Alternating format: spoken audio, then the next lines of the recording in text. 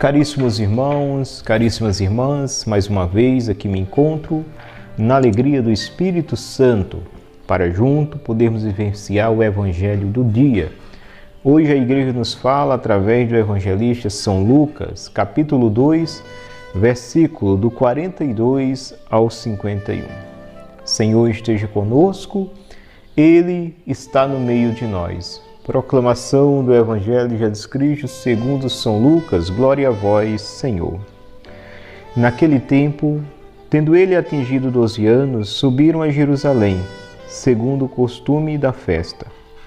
Acabados os dias de festa, quando voltavam, ficou o menino Jesus em Jerusalém, sem que os seus pais o percebessem. Pensando que ele estivesse com os seus companheiros de comitiva, andaram o caminho de um dia e o buscaram entre os parentes e conhecidos. Mas não o encontrando, voltaram a Jerusalém à procura dele.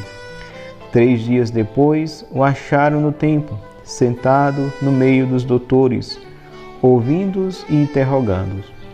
Todos os que o ouviam estavam maravilhados da sabedoria de suas respostas. Quando eles o viram, ficaram admirados, e sua mãe disse-lhe: Meu filho, que nos fizestes? Eis que teu pai e eu andávamos à tua procura, cheios de aflições. Respondeu-lhes ele: Por que me procuráveis? Não sabeis que devo ocupar-me das coisas de meu pai? Eles, porém, não compreenderam o que ele lhes dissera. Em seguida, desceu com eles a Nazaré e lhes era submisso. Sua mãe guardava todas estas coisas no seu coração. Palavra da salvação, glória a vós, Senhor. Que as palavras do Santo Evangelho perdoem os nossos pecados e nos conduzam à vida eterna. Amém. Querida Igreja de Cristo, que agora está vivenciando este momento de graça através do canal aqui da Capela São Sebastião, Brejo Santo, Ceará. A palavra do Senhor nos fala hoje da subida de José e Maria, como de costume na festa da Páscoa, em que era costume montar aquelas caravanas para subir a festa religiosa da época, a festa da Páscoa no templo. E Jesus, aos 12 anos, acompanha seus pais nessa peregrinação ou nessa procissão religiosa. Mas o fato de nos admirar é que, ao retorno, diz a palavra que Maria e José deixaram o menino, sem que o percebessem, pois eram montadas caravanas, e naquele tempo as caravanas eram divididas, homens em um grupo e mulheres em outro. Talvez José pensou, o menino está com sua mãe. Talvez a mãe pensou, o menino está com seu pai. E quando vieram dar conta, já eram 3 dias. E aí eles retornam imediatamente. E onde vai encontrar o menino Jesus? No templo. Fazendo o quê? Já numa discussão de entendimento com quem? Com os doutores da lei. Aqueles mesmos doutores da lei que mais tarde vão iniciar uma perseguição acirrada e só sossegam quando chegam a matar este menino. Então, Jesus ali está.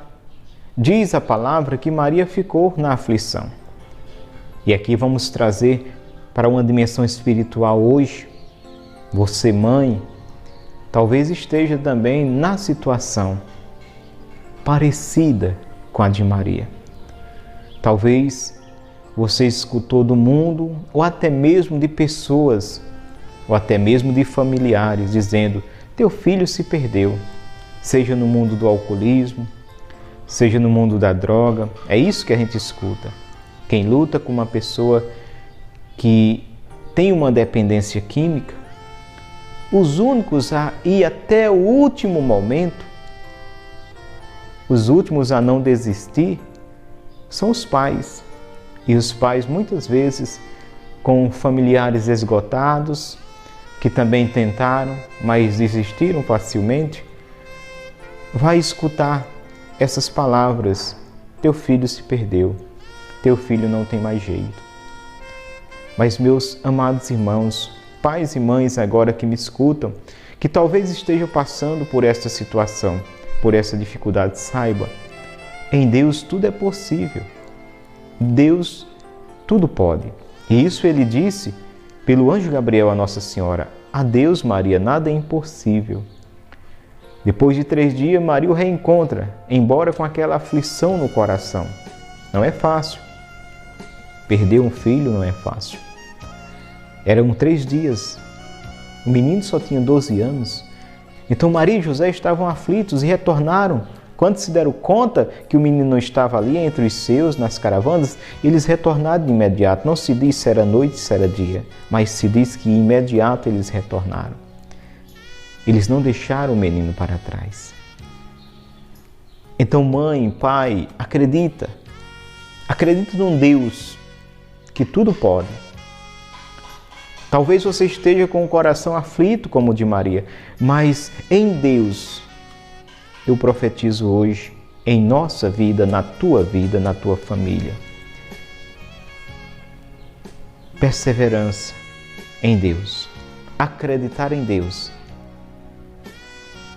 E este reencontro com o Filho, restaurado, curado, transformado, Deus há de providenciar pela minha e sua confiança. Por isso, não desacredite. Espera com paciência, não se atemorize e não desista. Maria retorna e encontra. E o fato admirado também, Maria se depara com doutores da lei entendidos, boquiaberto, com tanta sabedoria do alto em uma criança. Uma criança de 12 anos está ali interrogando e ensinando aos doutores da lei. Quando Deus quer, Deus realiza sua obra. A sabedoria de Deus é loucura para o mundo e a sabedoria do mundo é loucura para Deus. Deus pega aquele que nada é para ser nele aquilo que Ele quer que seja. Não é a sabedoria que impulsiona o homem numa reflexão inspirada. Não é a sabedoria do mundo, mas sim a sabedoria de Deus. Jesus chama simples homens, pescadores, analfabetos, a dar continuidade à missão salvífica, ou seja, a igreja primitiva, a igreja que nasce. São Pedro, como diz, que não tinha estudo, é aquele que senta na cadeira. A primeira cadeira, a cátedra da igreja, São Pedro, um homem simples pescador que não tinha estudo, se torna o chefe supremo da igreja que Jesus edifica. Tu és Pedro, sobre esta pedra edifico a minha igreja. Mateus 16, versículo 18. Então, por aí, irmãos, entendemos que a pedagogia de Deus é diferente da pedagogia do mundo. O mundo escolhe os capacitados, Deus capacita os escolhidos. O mundo escolhe os iletrados, Deus escolhe aqueles que não têm estudo e realiza neles a sua obra. Não que Ele não escolha quem tem estudo. Entenda o que eu estou afirmando. Ou seja, Deus não chama porque é analfabeto ou deixa de chamar porque é iletrado. Não.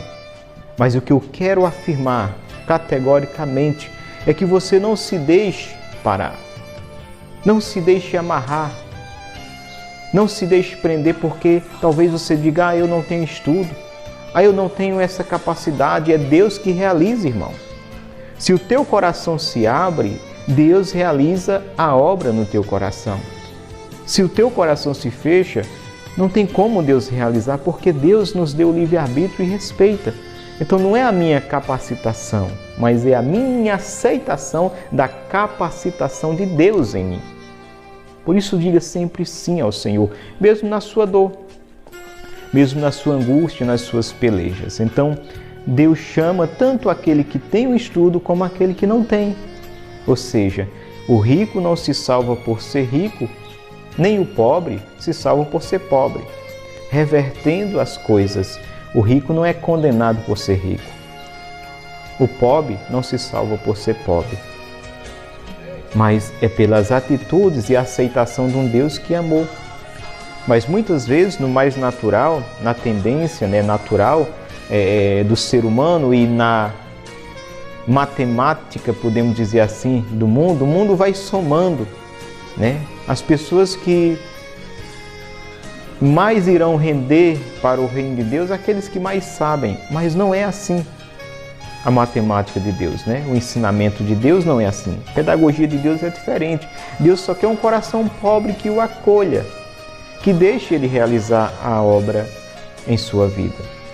Por isso, meus irmãos e minhas irmãs, aqui está uma criança de 12 anos com a sabedoria do céu, embora Deus, mas não se prevaleceu, que fique bem claro, a Escritura diz, em nenhum momento Cristo se prevaleceu do seu ser Deus, embora Deus, ou seja, Ele conduziu seu ministério como homem santo, homem cheio do Espírito Santo, embora Deus.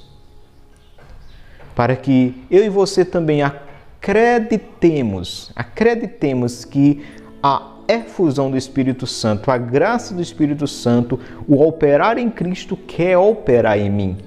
Como o próprio Cristo disse, quem crê em mim fará as obras que eu faço e ainda fará maiores do que estas, porque vou estar junto do Pai. Por isso que eu e você, irmão, possamos sair do nosso comodismo de telespectador somente, para agentes vivos na obra de Deus, que mais do que nunca necessita da minha e da sua participação, pois é sempre assim, a messe grande e os operários poucos. Que Maria, Mãe dos aflitos, venha interceder por cada um de nós, pais aflitos, que muitas vezes estamos como eles, à procura dos nossos filhos, muitas vezes no bar, muitas vezes numa mesa de jogo, muitas vezes nas drogas, na prostituição e em tantos lugares em que eles correm até risco de morte. Que Maria, Mãe dos aflitos, interceda por cada pai e mãe aflito, para que possamos encontrar os nossos filhos na casa de Deus, servindo a Deus. Para que possamos um dia poder encontrar os nossos filhos nesta mesma caminhada a qual você, mãe e pai, está, e nessa mesma fé a qual você tem hoje no seu coração. Por isso, não desista, não desanime, porque pela nossa fé, pela nossa confiança e esperança, veremos também a libertação, a cura dos nossos filhos e teremos esse reencontro, não de tristeza, mas um reencontro como de Maria. Chegou aflita, mas ao se deparar com o Filho no serviço ao Pai, ao reino de Deus, o coração de Maria, ele fica tranquilizado, suavizado pelaquela visão em que encontrou o menino são e salvo na casa de Deus. Que a paz de Jesus invada o meu e o seu coração, como invadiu de Maria, a contemplar seu filho nesse reencontro. Paz e bem, e até a próxima oportunidade, se assim o Senhor nos permitir.